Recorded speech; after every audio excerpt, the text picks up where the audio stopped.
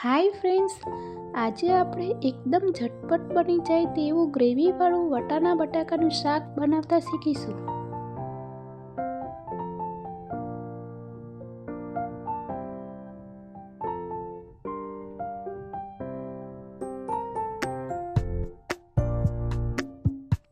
આ મેં 250 ગ્રામ જેટલા લીલા વટાણા લીધા છે અને 4 મીડિયમ સાઇઝના બટાકા લીધા છે. તેને કટ કરી લઈશું. આ મેં કટ કરી લીધા છે. હવે તેને ધોઈ લઈશું.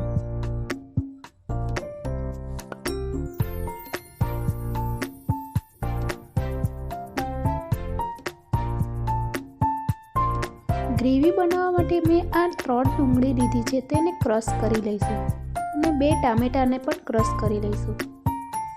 શાક બનાવવા માટે મેં આ કુકર લીધું છે, તેમાં 4 નાની ચમચી જેટલું તેલ એડ કરીશું.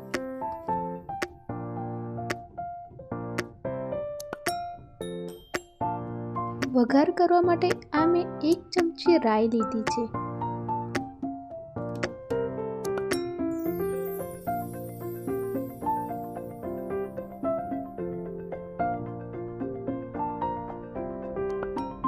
હવે તેમાં ક્રશ કરેલી ડુંગળી એડ કરી દઈશું અને તેને ગોલ્ડન બ્રાઉન થાય ત્યાં સુધી શેકી લઈશું.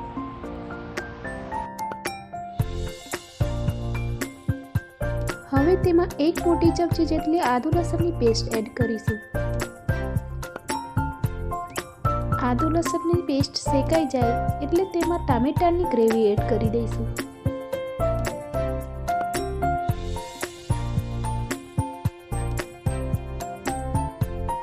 બે ચમચી જેટલો લાલ મરચું પાવડર, 1.5 ચમચી ધાણા જીરું પાવડર, અડધી ચમચી હળદર લઈશું અને 1 ચમચી જેટલો ગરમ મસાલો અને સ્વાદ પ્રમાણે મીઠું એડ કરી દઈશું ને મિક્સ કરી લઈશું.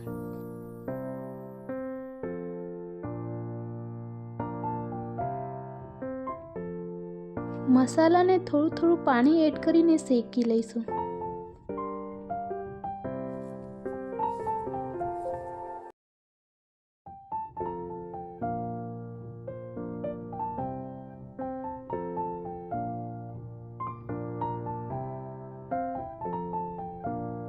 હવે તેમાં સમારેલા વટાણા અને બટાકા એડ કરી દઈશું.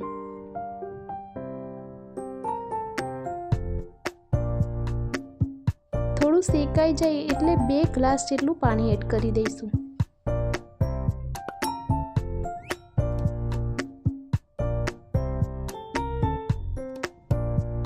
હવે કુકરનું લીડ લગાવીને 2 સીટીઓ આવે ત્યાં સુધી થવા દઈશું.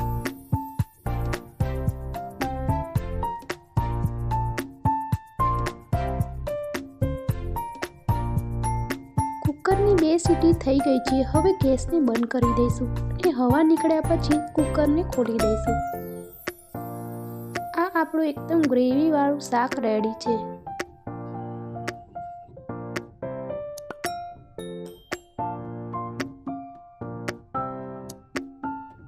હવે તેમાં લીલા ધાણા એડ કરી દઈશું.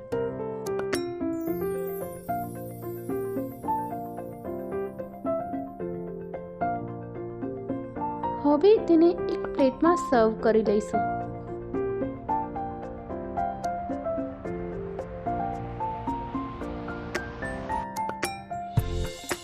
ઝટપટ બની જાય તેવું ગ્રેવીવાળું વટાણા બટાકાનું શાક રેડી છે. જો તમને મારી આ રેસીપી ગમી હોય તો લાઈક કરો, સબસ્ક્રાઈબ કરો અને બેલ આઇકનને જરૂર દબાવો.